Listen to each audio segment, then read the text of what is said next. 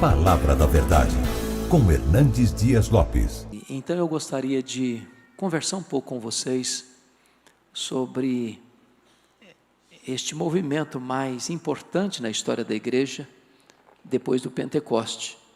E gostaria de olhar a história, sobretudo a partir do Novo Testamento, passando pela Reforma, chegando nos nossos dias e ver quais são as implicações desta grande obra de Deus na história.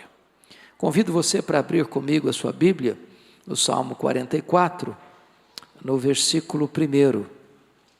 Salmo 44, versículo 1. E esse texto diz o seguinte: Ouvimos, ó Deus, com os próprios ouvidos, nossos pais nos têm contado o que outrora fizeste em seus dias. O contexto aqui é que os pais contam para os filhos o que Deus fez nos seus dias. E isso implica em dizer o seguinte: nós temos que aprender com aqueles que viveram antes de nós, porque a história deve ser nossa pedagoga, porque se ela não o for, ela será nossa coveira. Porque se nós não aprendermos com o passado, repetiremos os seus erros e não aprenderemos os seus acertos. Eu queria começar então essa palavra com vocês a partir do livro de história da Bíblia, o livro de Atos. E vocês bem sabem que Jesus Cristo dá um esboço nesse livro. E o esboço está em Atos 1:8. Porque derramarei, mas recebereis poder ao descer sobre vós o Espírito Santo, e sereis minhas testemunhas, tanto em Jerusalém como em toda a Judéia e Samaria, e até os confins da terra. Se vocês perceberem, tem aqui uma promessa, e tem aqui um plano, e tem aqui um poder. E exatamente esta agenda é cumprida no livro de Atos, porque do capítulo 1 ao capítulo 7, o evangelho está centrado em Jerusalém, que fica na Judéia. A partir do capítulo 8, o evangelho chega em Samaria, que era uma província de um povo híbrido, de um povo sincrético religiosamente falando. A partir do capítulo 9, com a conversão de Saulo de Tarso em Damasco, na Síria, o evangelho já estende o seu todo para aquilo que nós chamamos confins da terra. No capítulo 10, a conversão de Cornélio, na cidade de Cesareia Marítima. No capítulo 11, o evangelho já chega em Antioquia da Síria. No capítulo 13 e 14, a primeira viagem missionária de Barnabé e Saulo e Paulo, na região da Galácia do Sul, Antioquia da Pisídia, Icônio, Derbe e Listra. Capítulos 16, 17 e 18, a segunda viagem missionária de Paulo, Silas e Timóteo, em Filipos, que era uma colônia romana, em Tessalônica, que era a capital da Macedônia.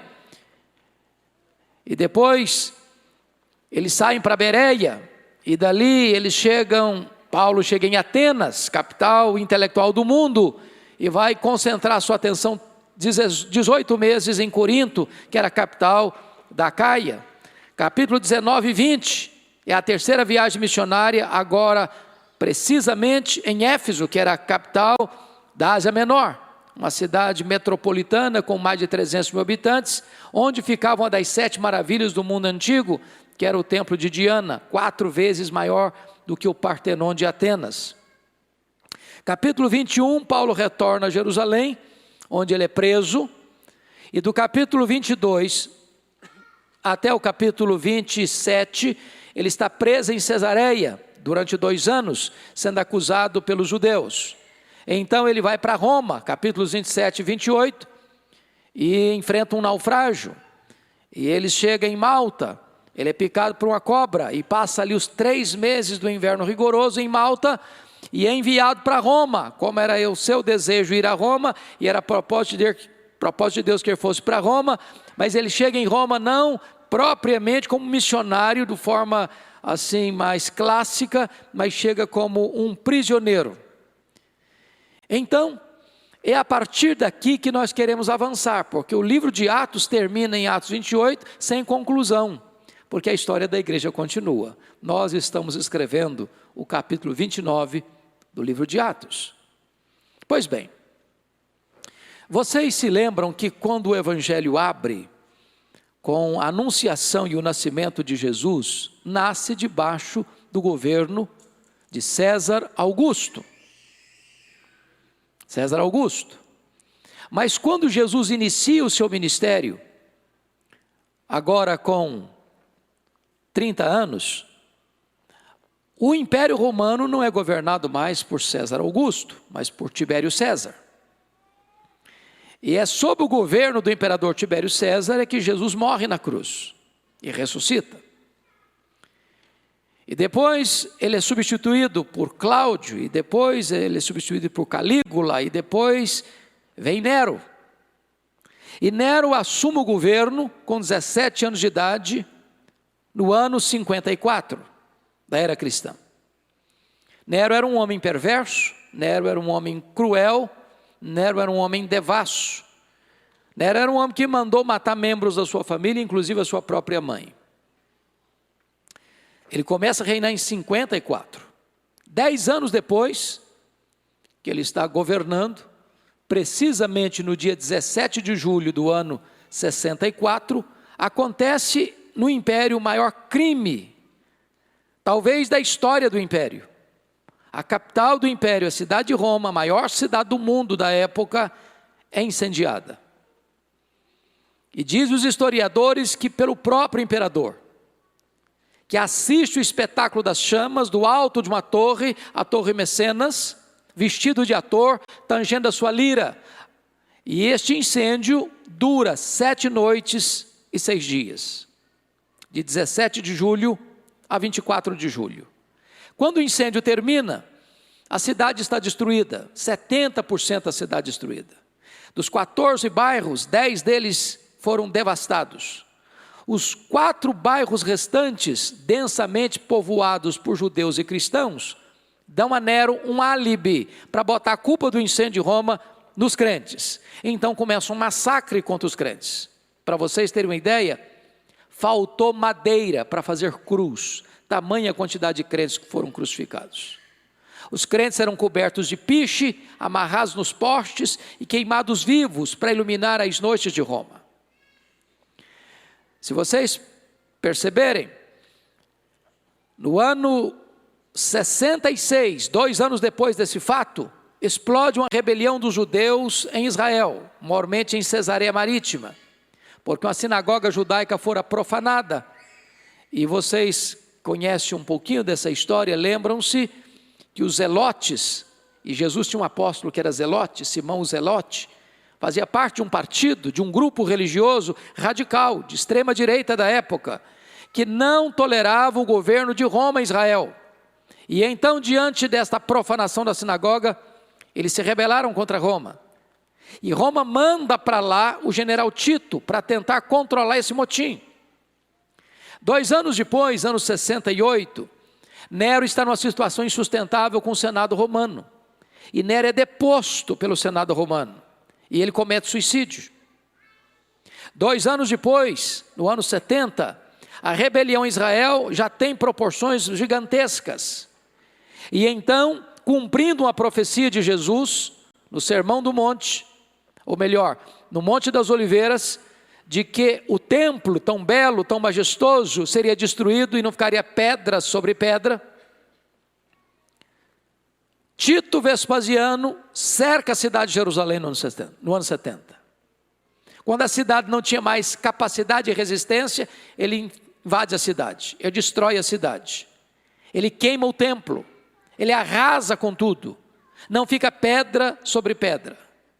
E os judeus, e também cristãos, são passados ao fio da espada, e são dispersos pelo mundo, na maior dispersão, na maior diáspora de todos os tempos, desde o ano 70 até 14 de maio de 1948, quando Israel retorna ao seu território. Nesse mesmo ano 70, o imperador Vespasiano inaugura em Roma o Coliseu, uma arena e um anfiteatro de morte.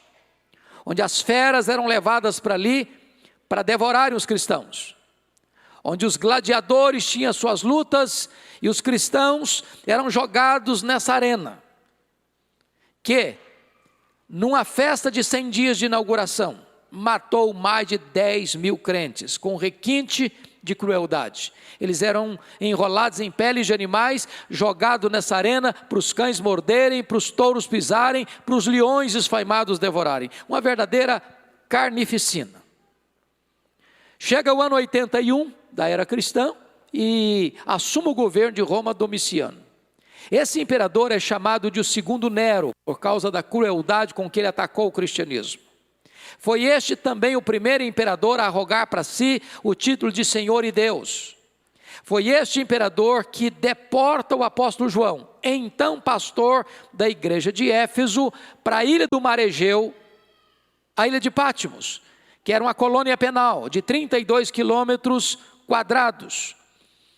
E certamente vocês devem saber disso, que quando João é deportado, todos os outros apóstolos de Jesus já estavam mortos e mortos pelo viés do martírio. João era o último representante do grupo apostólico, vivo. E a intenção de Domiciano era calar a sua voz e fechar-lhe todas as portas da terra.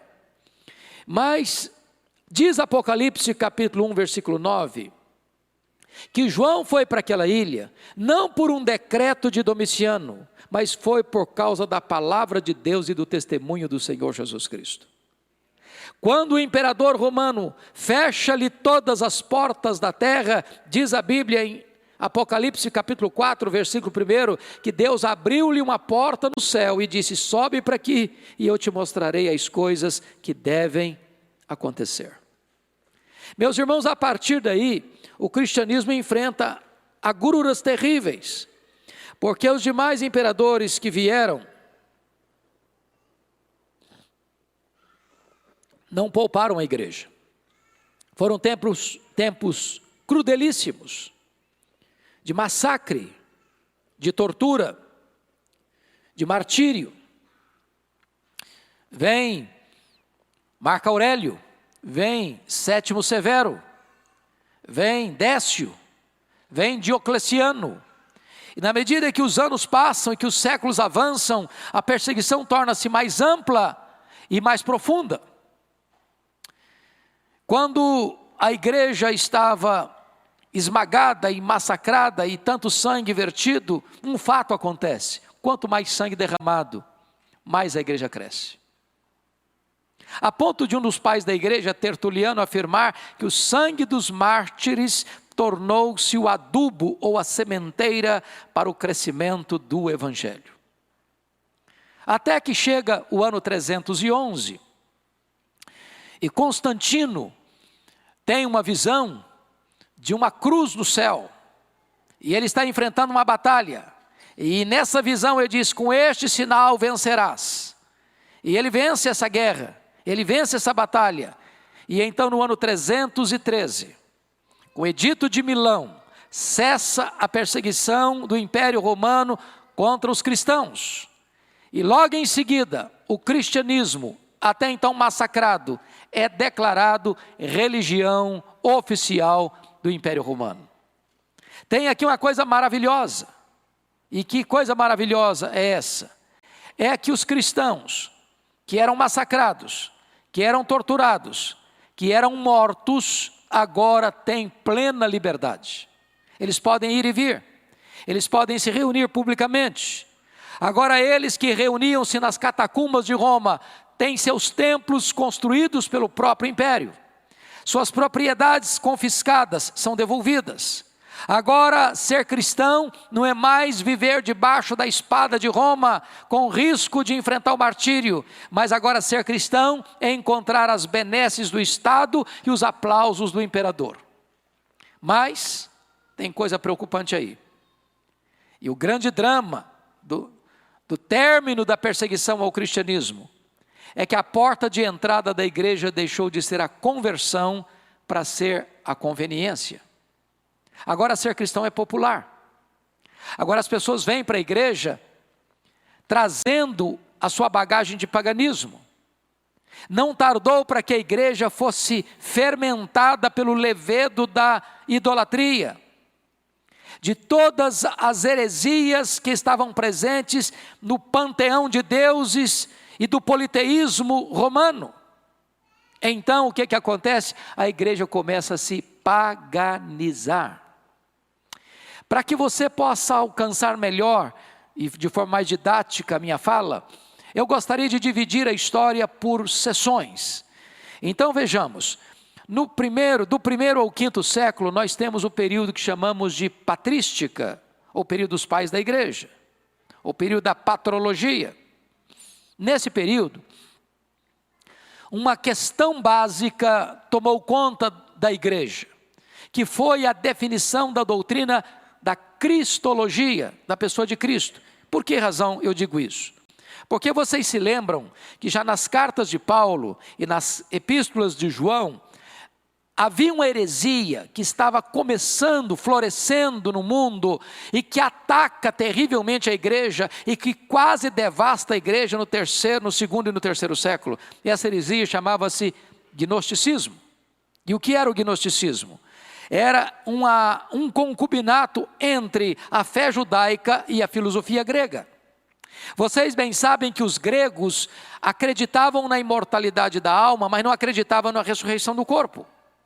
Porque os gregos eram dualistas, eles acreditavam que a matéria era essencialmente má e que o espírito era essencialmente bom. Com isso, os gregos negavam 3 doutrinas essenciais do cristianismo: negavam a criação, negavam a encarnação e negavam a ressurreição do corpo. Pois bem, então, se você perceber, já no primeiro século, quando as cartas são escritas, era um ataque frontal ao cristianismo, porque os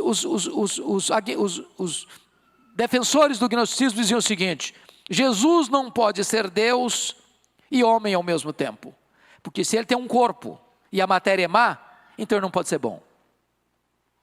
Aí negavam a humanidade de Cristo. Outros negavam a divindade de Cristo. E isso começou a percorrer na igreja, até que o ano 325, o imperador Constantino precisa convocar o primeiro concílio geral da igreja em Niceia. Por quê? Porque um presbítero de Alexandria, chamado Ário, começa a pregar que Jesus Cristo não é Deus, foi a primeira criação de Deus, mas não tem a mesma substância de Deus. Então, Constantino convoca esse concílio em Niceia em 325, e Atanásio, que foi um dos grandes campeões da história de ortodoxia, refuta e rebate as doutrinas heréticas de Ário, e finca-se ali em 325, no concílio de Niceia, a estaca da ortodoxia para defender a divindade de Jesus Cristo. E Atanásio disse: Jesus Cristo é Deus, Deus de Deus, luz de luz, coigual, coeterno e consubstancial com o Pai. Agora preste atenção nisso. Toda vez que você super enfatiza uma doutrina, você corre o risco de desvirtuá-la, ou de não dar equilíbrio às outras. Por exemplo, em 381, foi preciso convocar um outro concílio, o concílio de Constantinopla. Para quê? Para agora enfocar a doutrina da humanidade de Cristo. Porque ele é Deus, verdadeiramente Deus, mas ele se fez carne e tornou-se verdadeiramente homem. Mas foi necessário um terceiro concílio, que se reúne em Calcedônia, em 451, para agora juntar essas duas verdades. Que verdade? A verdade da pessoa teantrópica de Jesus Cristo, ou seja, divino-humana de Jesus Cristo. Ele é homem, ele é Deus e ele é homem, ele é uma só pessoa, mas tem duas naturezas distintas. Não deixou de ser Deus ao se fazer homem, e ao retornar para o céu, não deixou de ser homem por ser Deus. Esta é a verdade gloriosa. Pois bem, vamos agora para um segundo período da história da igreja, que é do 5º século ao 15º século. Esse período nós chamamos de escolástica, ou Idade Média, ou Idade das Trevas. Então preste bem atenção num fato curioso. Com a rápida paganização da igreja, como disse para vocês, a partir do momento que o cristianismo foi declarado religião oficial do Império Romano, começa a disputa de poder dos bispos das 5 principais cidades do mundo. Que cidades? Roma no Ocidente, Constantinopla no Oriente, Alexandria do Egito, que era a 2ª maior cidade do mundo, Antioquia da Síria, que era a 3ª maior cidade do mundo, e Jerusalém. Pois bem, no ano 604, o imperador romano Focas nomeia Nicolau I, bispo de Roma, como bispo universal da igreja. Nicolau I rejeitou esse título e disse: qualquer homem que aceitar um título de bispo universal da igreja deve ser considerado um anticristo, porque somente Jesus Cristo é o bispo universal da igreja. Pois bem, 3 anos depois, o imperador Focas nomeia Bonifácio III, bispo de Roma, como bispo universal da igreja, e Bonifácio III aceita esse título, e começa então, em 607, o que nós chamamos de papado, do Papa.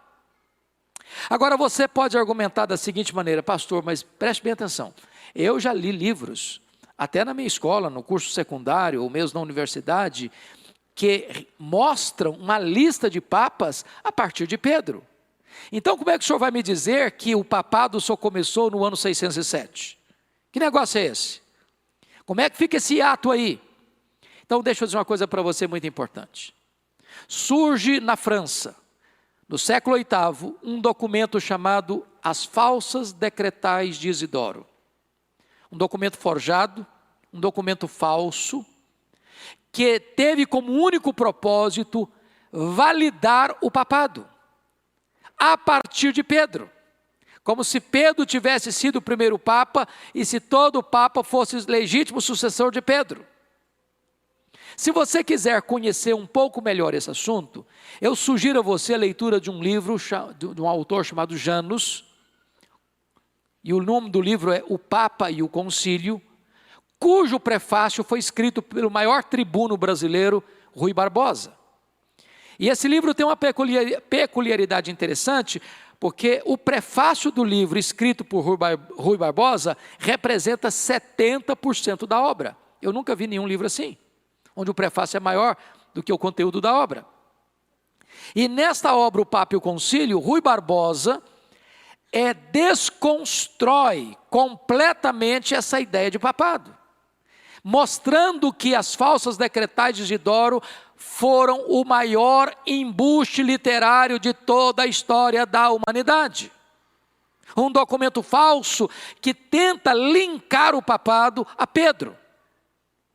Pois bem, queridos, a igreja na Idade Média cresceu financeiramente, cresceu economicamente, mas decresceu e se corrompeu moral e espiritualmente. A corrupção no alto clero era terrível, tanto de assassinatos, tanto de conspiração, de prostituição, das coisas mais terríveis. E a igreja foi se corrompendo. Doutrinas estranhas à palavra de Deus foram sendo introduzidas. Por exemplo, o culto a Maria, como imaculada, como intercessora, como corredentora, como mãe de Deus. Por exemplo, o purgatório, a missa, que é um sacrifício incruento de Cristo, a transubstanciação, o confessionário, as relíquias, a oração aos santos, a invocação dos mortos, a salvação pelas obras, a tradição, mais tarde, a infalibilidade papal. E todas essas doutrinas que não têm qualquer amparo nas Escrituras foram sendo introduzidas na igreja, e a igreja perdeu por completo a sua fidelidade às Escrituras. Então era necessária uma reforma, e é muito importante que se diga que Deus nunca deixou de ter uma lâmpada acesa na história, um remanescente fiel.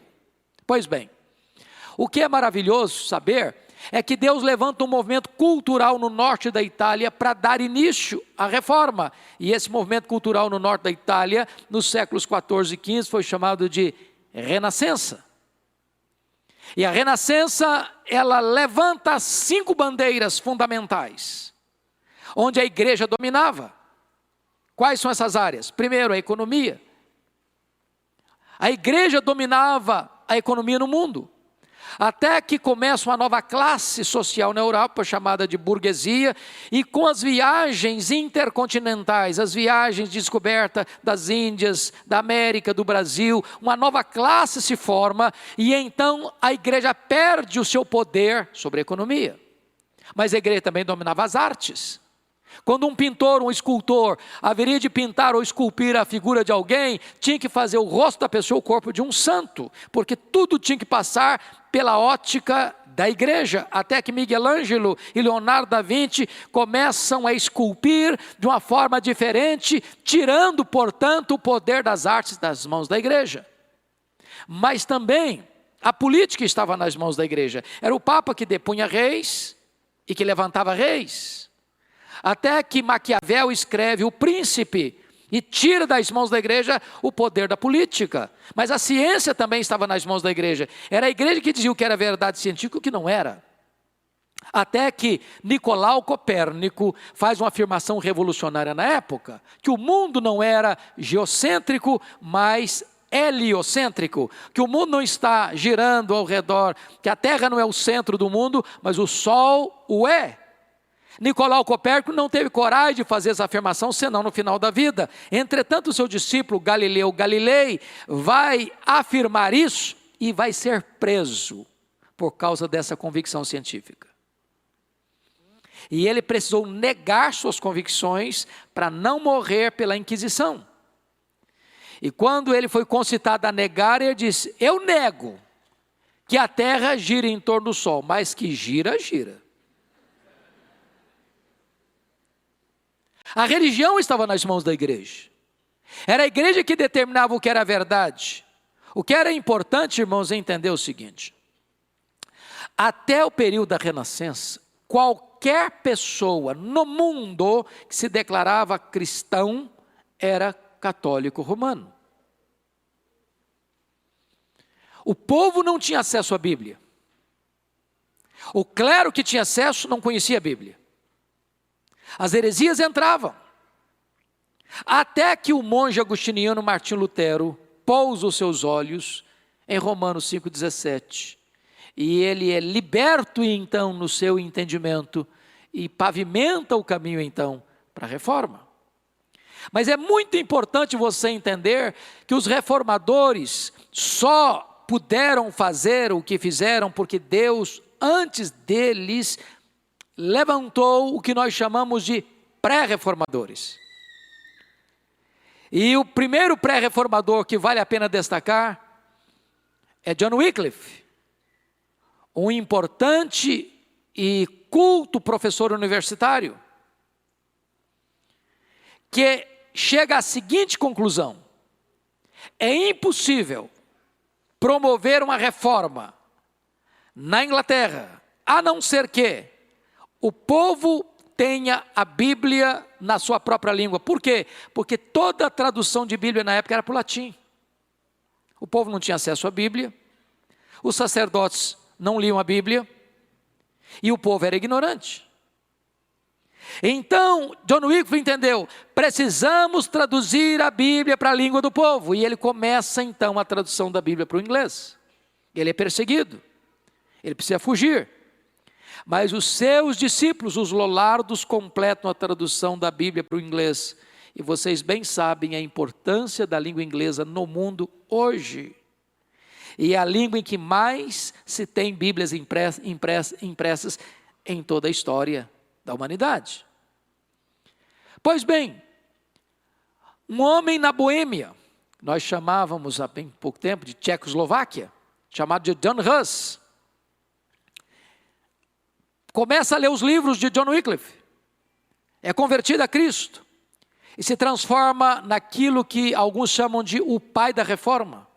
Um homem valente, um homem corajoso, um homem que prega, para vocês terem uma ideia, na Capela Belém, para cerca de 10 mil pessoas. Um homem que é condenado como herege por 3 vezes pela igreja e ele não leva a sério. E ele continua pregando. com fidelidade, com firmeza, denunciando os abusos, os desvios da igreja, os excessos, a apostasia, e até que ele é preso e é queimado em praça pública. E quando ele está sendo queimado em praça pública, ele faz uma profecia. Hoje vocês estão matando um ganso, mas Deus levantará uma águia, e a essa vocês não poderão matar.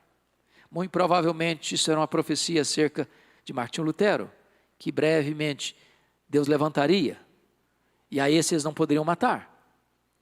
Deus levanta lá nas Barbas de Roma, em Florença, na Itália, um outro pré-reformador chamado de Jerônimo Savonarola. Um homem que pregava com tamanho poder que a cidade toda foi impactada com a sua pregação. E por não retroceder nas suas convicções e não retratar-se da sua prédica, ele é morto pela Inquisição Romana. Mas prestem bem atenção. Chega o ano de 1450. O que de importante acontece no mundo em 1450? A invenção da imprensa, por Johannes Gutenberg, na Alemanha. Qual o primeiro livro a ser impresso no mundo? A Bíblia. Você sabe quantas cópias de Bíblia já foram impressas no mundo de lá para cá? Mais de 4 bilhões de cópias. Nenhum livro sequer chega perto desse número. O que é que acontece?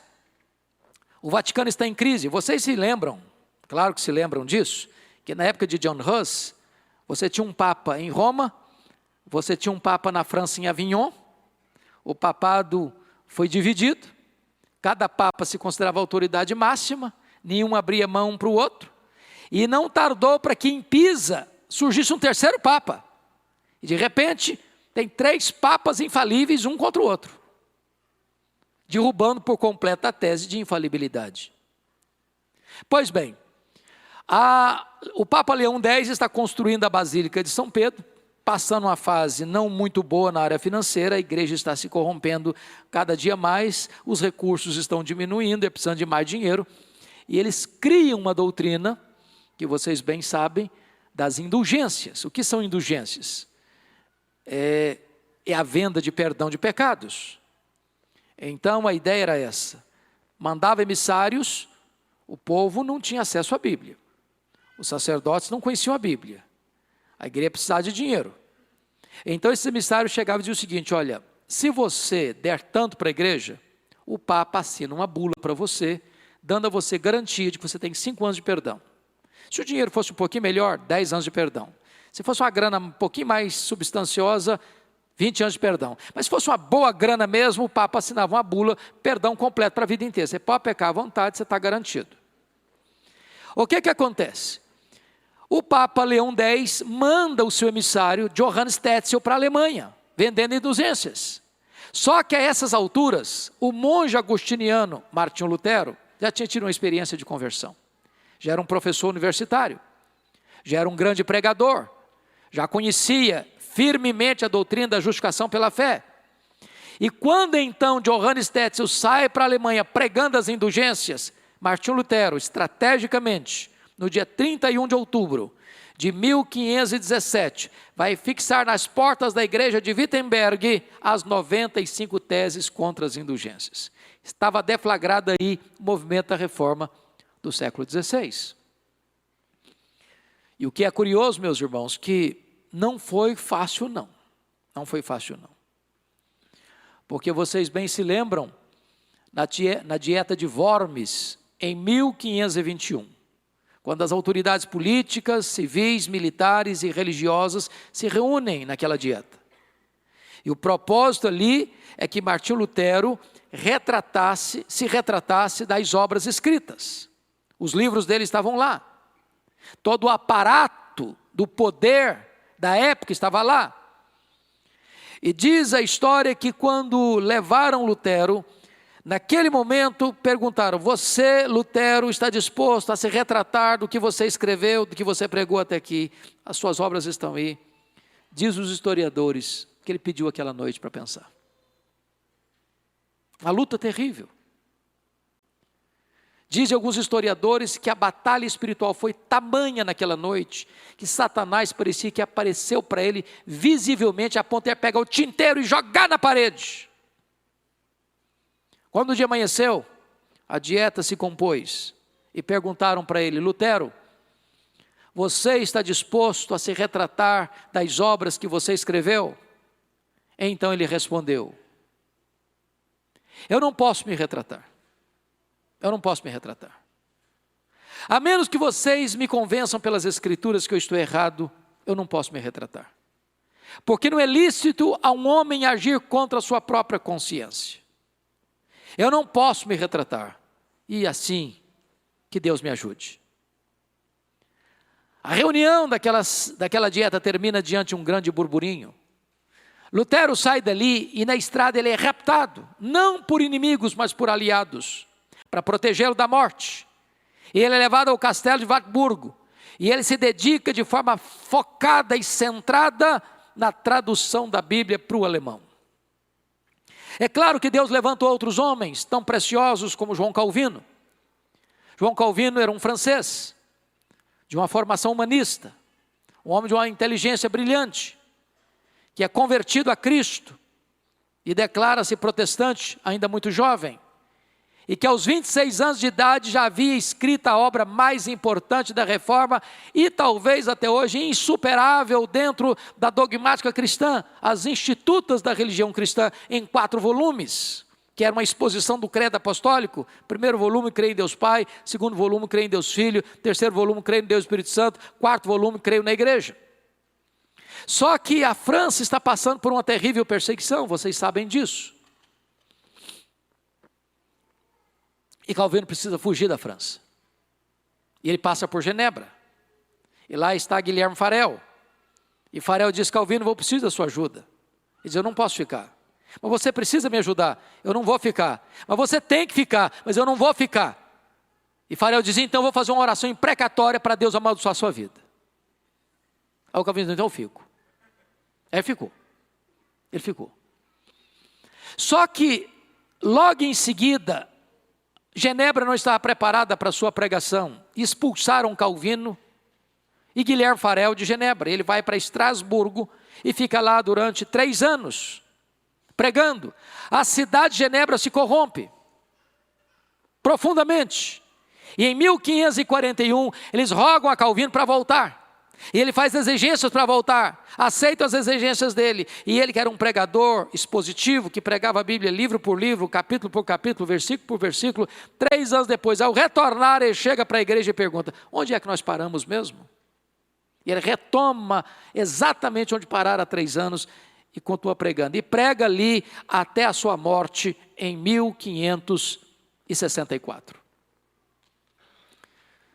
É muito importante entender, irmãos, que a reforma, que está agora celebrando 500 anos de existência, não foi uma luta simples e fácil. Se nós não entendermos o que aconteceu na história, nós não vamos valorizar o que aconteceu. Então eu gostaria que você me acompanhasse um pouquinho em alguns lances. Primeiro, vamos à França. 1559. Começa a reinar na França Catarina de Médicis. Essa mulher era uma mulher cruel.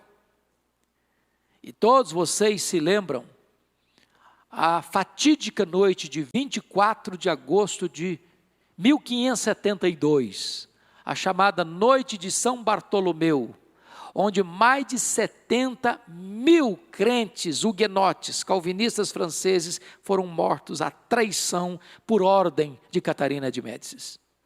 Um banho de sangue. Sob o apoio do Papa e os aplausos de Filipe II, que era genro de Catarina de Médicis. Filipe II era rei da Espanha. E Filipe II escreveu para sua sogra, encorajando-a a proibir ser protestante na França. E de fato levantou-se um decreto onde era proibido ser protestante na França.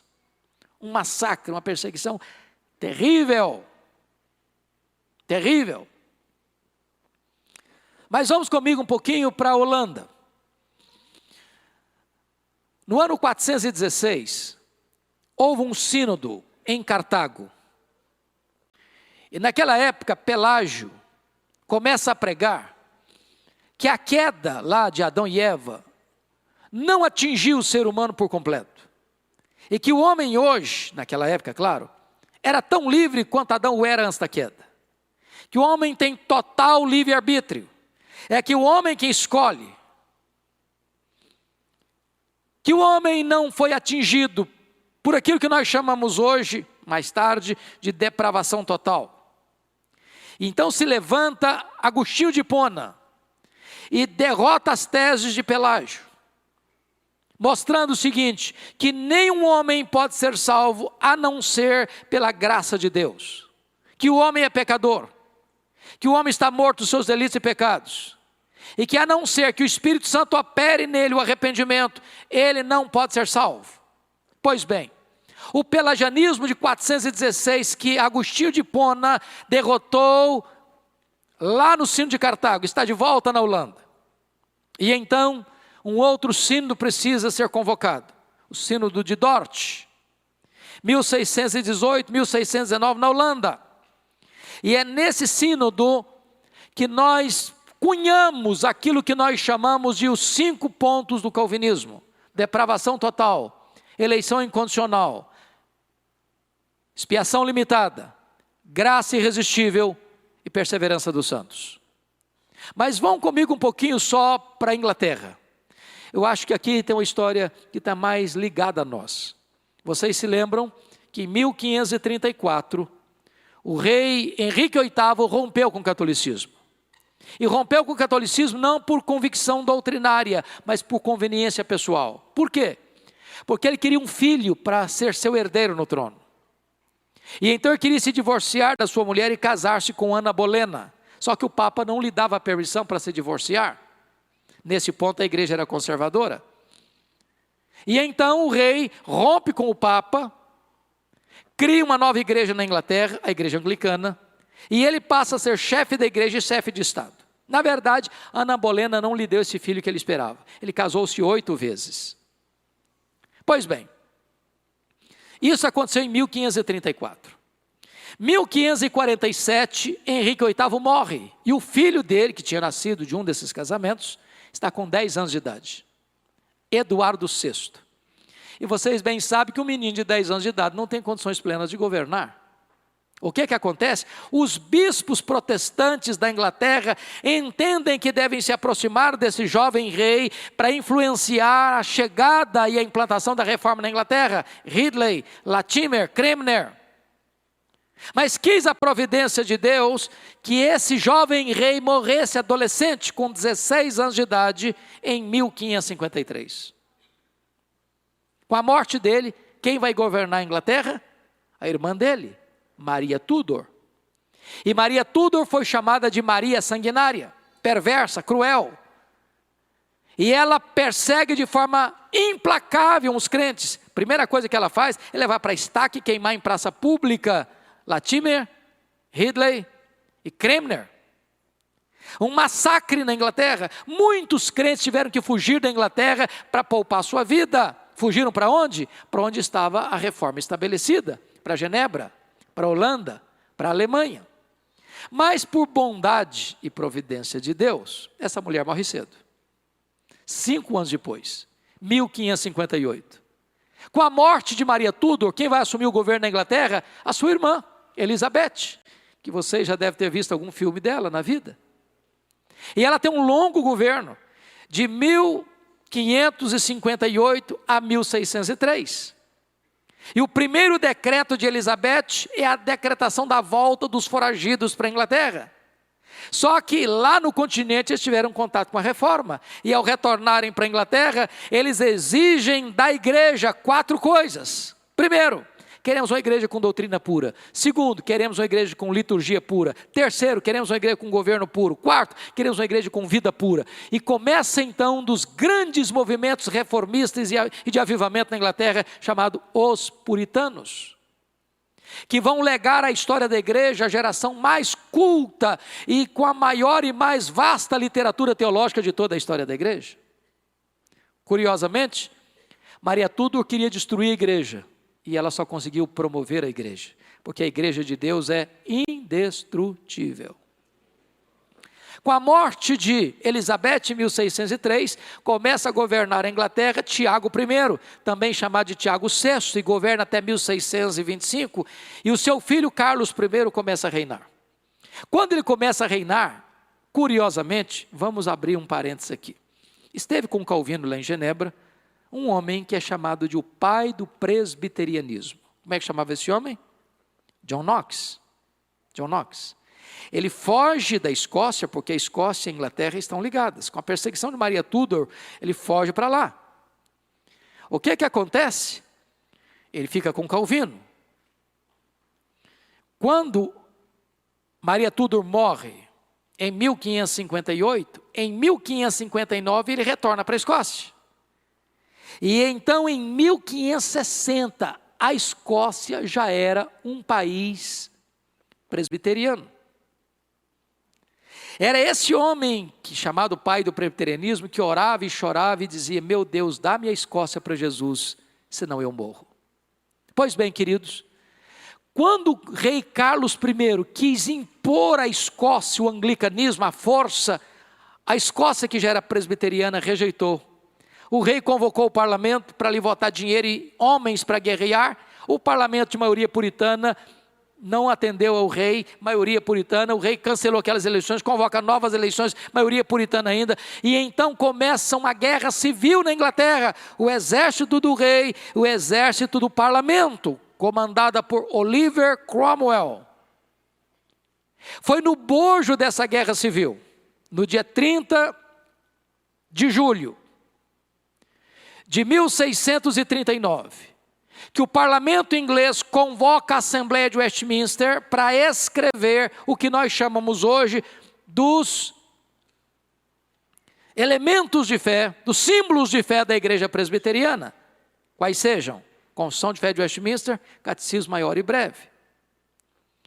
E esta é uma longa reunião que dura praticamente 7 anos, com mais de 150 teólogos de cepa, de gente de grande envergadura, para escrever um documento que nós lemos em algumas horas. O rei Carlos I perdeu essa guerra, foi decapitado, mas depois Carlos II assume o governo mais tarde, volta à Inglaterra novamente para o anglicanismo. Vamos dar uma paradinha aqui para você entender uma coisa. Todos vocês sabem que surge um movimento na França, chamada de racionalismo, com René Descartes, dizendo assim: cogito ergo sum. Penso, logo existo. Esse movimento entrou dentro da teologia.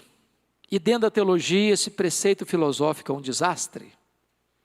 Porque o preceito racionalista é o seguinte: eu só aceito como verdade o que a minha mente consegue entender e explicar.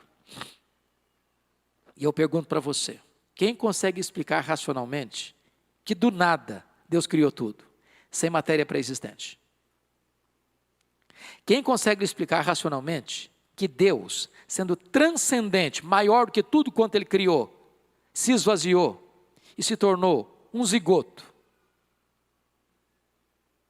um embrião, um feto, um bebê?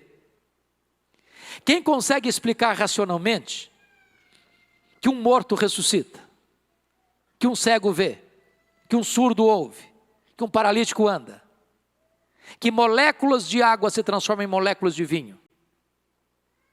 Quem consegue explicar racionalmente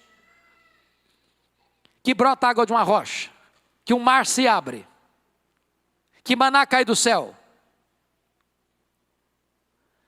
Então começa a surgir, meus irmãos, na Alemanha um movimento chamado de alta crítica, que começa a fazer uma outra leitura da Bíblia, não gramático-histórica, mas crítico-literária. E não tardou, meus amados irmãos, para que o liberalismo teológico devastasse a igreja. Por quê? Porque nas cátedras, professores com este viés de entendimento começaram a desconstruir a palavra de Deus, e uma onda de ceticismo e incredulidade varreu a Europa. Varreu a Europa. Quando você chega no século XVIII, a Europa, a igreja da Europa, a da Inglaterra está falida. é um vale de ossos secos. Mas bendito seja Deus, irmãos, em tempos de crise, Deus pode derramar sobre a sua igreja um poderoso avivamento. Porque quando a igreja estava falida na Inglaterra, lá no século XVIII, em 1739, Deus levanta os estudantes de Oxford para orar por avivamento. Dentre eles estava John Wesley, George Whitefield. E foi na noite de 31 de dezembro de 1739, às 3 horas da madrugada, que o Espírito Santo foi derramado com grande poder sobre aquela reunião de oração. E um grande avivamento começa a sacudir toda a Inglaterra. Quando você vai examinar, lá no século XVIII, surge na Alemanha, exatamente no dia 23 de setembro de 1723, às 11 horas da manhã, um homem levantado por Deus chamado Ludwig van Zinzendorf, que começa uma reunião de oração, e essa reunião de oração dura 100 anos, ininterruptamente, gerando a maior e mais importante geração comprometida com oração e obra missionária da história da igreja, os morávios. E nos tempos mais críticos e mais sombrios da igreja, quando parecia que não tinha mais saída, Deus levantava um remanescente para orar por avivamento, e de repente os céus eram fingidos, o Espírito Santo era derramado, e a igreja seria levantada mais uma vez das cinzas. Foi assim no século XVIII, na Inglaterra, no país de Gales, com William Williams. Foi assim no século XIX, nos Estados Unidos e na Escócia. Foi assim no século XX, no país de Gales, em 1904, em Xangai, na China, com Jonathan Goforth. Foi assim na Coreia do Sul, em 1907. Foi assim na África do Sul, em Quassisabanta, em 1966. E hoje, quando celebramos 500 anos, nós precisamos de um novo sopro do Espírito Santo sobre a igreja. É triste ter que dizer isso, irmãos, mas a Europa não tem o que celebrar nos 500 anos da Reforma. A igreja protestante da Europa praticamente está morta. A Europa hoje é um continente pós-cristão. Eu estive agora, há poucos anos, há 2, 3 anos, lá na Escócia, a terra de John Knox. E para minha tristeza, o templo mais importante perto do castelo, em Edimburgo, quando eu entrei no templo, o que estava lá dentro não era um púlpito nem bancos, era um bar, foi transformado num bar. Na Inglaterra, dos grandes avivamentos, menos de 4% do povo frequenta uma igreja. Os templos são vendidos e transformados em mesquitas, em boates, em bares, em museus. Você vai à América do Norte, Canadá, você vê a chamada de dead church, igrejas mortas. Os seminários que formaram teólogos, missionários, pastores, que abençoaram o mundo, tomados de assalto pelos liberais, hoje geram morte e ceticismo. Você olha a realidade evangélica brasileira, irmãos, você vê denominações aqui no Brasil que já se renderam ao liberalismo. Seminários tomados e eivados de professores que não acreditam que a Bíblia é a palavra de Deus. Igrejas aqui no Brasil que já estão dando marcha ré e perdendo membros ano após ano. Por outro lado, você vê aqui no Brasil mega igrejas, templos imensos e lotados, mas não tem evangelho. Não se prega mais sobre a graça, não se prega mais sobre a justificação pela fé, não se prega mais sobre arrependimento, não se prega mais sobre a salvação, não se prega mais sobre a centralidade da pessoa de Cristo. O que se vê é misticismo, é sincretismo religioso, e onde não tem palavra de Deus, não tem o Deus da palavra. Nós precisamos, portanto, irmãos, não apenas de uma nova reforma, nós precisamos de um poderoso reavivamento espiritual. Um dos lemas da reforma é igreja reformada, sempre reformando. Igreja, reforma, irmãos, não é novidade. Reforma é retorno. Reforma não é invenção de coisa nova, é volta às origens. Hoje, você e eu, igreja de Deus aqui presente, precisamos checar a nossa vida, a nossa fé, a nossa conduta à luz das Escrituras e retornarmos ao primeiro amor, e retornarmos ao princípio de tudo, e retornarmos à fidelidade à doutrina apostólica, e retornarmos ao cristianismo primitivo, nós precisamos de uma igreja que passe por uma nova reforma. A minha oração é que Deus abra os nossos olhos, tirando as vendas, e que Deus destampe os nossos ouvidos, tirando o tampão, e que Deus sensibilize o nosso coração, para nós voltarmos ao primeiro amor, para nós experimentarmos uma obra sobrenatural e poderosa do Espírito Santo, trazendo-nos um vigor novo, um entusiasmo novo, uma palavra que venha encher o nosso coração de alegria e de paz, de entusiasmo e de ousadia, para nós experimentarmos os mesmos valores, os mesmos princípios e o mesmo compromisso que os reformadores tiveram há 500 anos. Eu convido você para curvar sua fronte e nós vamos orar.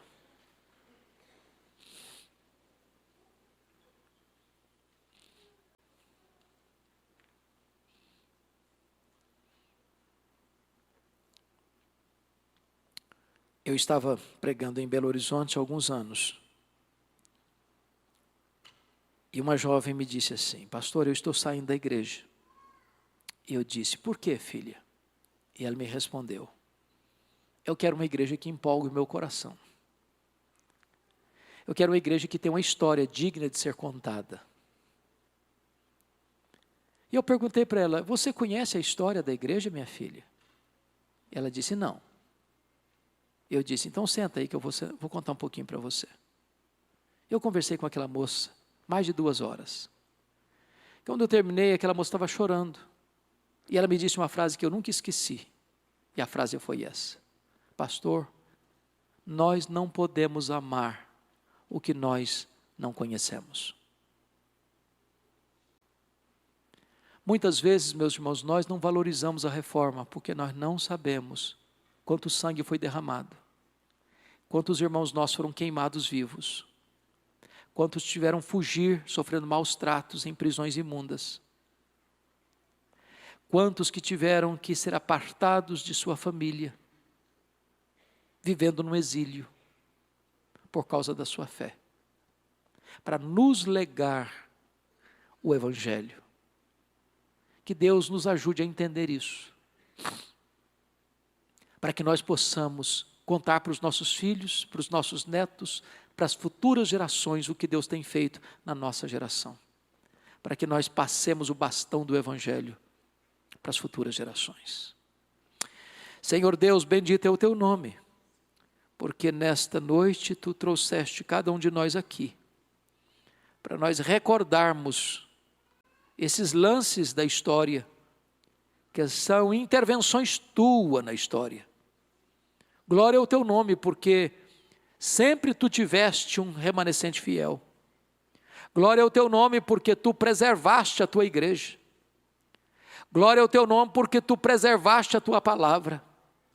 Glória ao teu nome, porque tu preservaste, Deus, a sã doutrina. Glória ao teu nome, porque hoje podemos reconhecer que este legado que recebemos, embora tenha custado um alto preço, esta palavra chegou até nós. E permita, Deus, que esta palavra esteja arraigada em nosso coração, que nós tenhamos pressa e entusiasmo para transmitir para as futuras gerações aquilo que nós aprendemos. Que seja assim, Senhor, para que a igreja seja fortalecida, para que o teu nome seja honrado, para que os pecadores se convertam a ti. Em nome de Jesus. Amém.